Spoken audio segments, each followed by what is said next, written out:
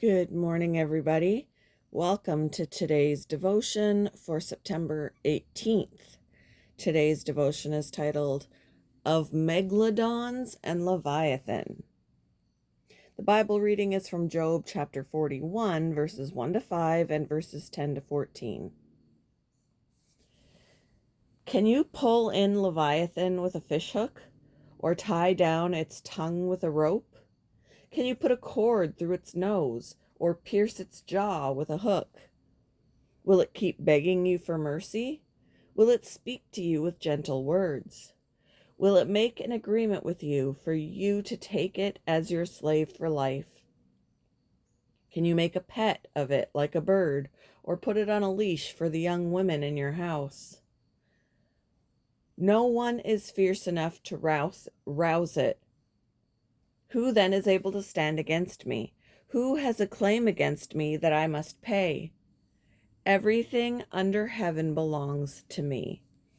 I will not fall. I will not fail to speak of Leviathan's limbs, its strength and its graceful form. Who can strip off its outer coat? Who can penetrate its double coat of armor? Who dares open the doors of its mouth, ringed about with fearsome teeth?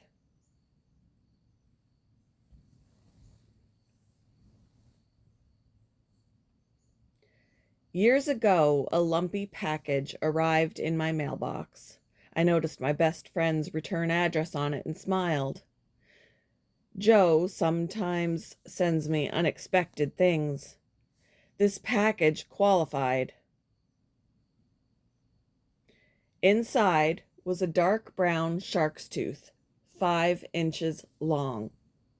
Joe's letter explained it was a fossilized tooth from a prehistoric shark, a megalodon, many times bigger than a great white shark. I tried to fathom how big a fish's jaw would have to be to contain rows of such teeth. Scientists offer a speculative answer. 9 by 11 feet. What a sight these creatures must have been.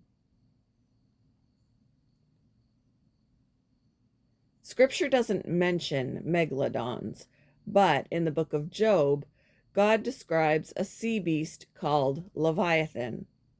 Job chapter 41 details its impressive frame.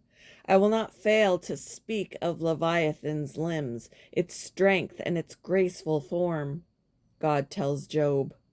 Who dares open the doors of its mouth, ringed about with fearsome teeth? The answer? Only Leviathan's creator. And here God reminds Job that as great as this beast might be, it's nothing compared to its creator. Everything under heaven belongs to me. That meg tooth sits on my desk, a visual token of our Creator's majesty and creativity, and that unlikely reminder of God's character comforts me when it feels like the world might eat me up and spit me out. How do certain aspects of creation remind you of God's powerful creative nature? And how does his work in creation encourage you?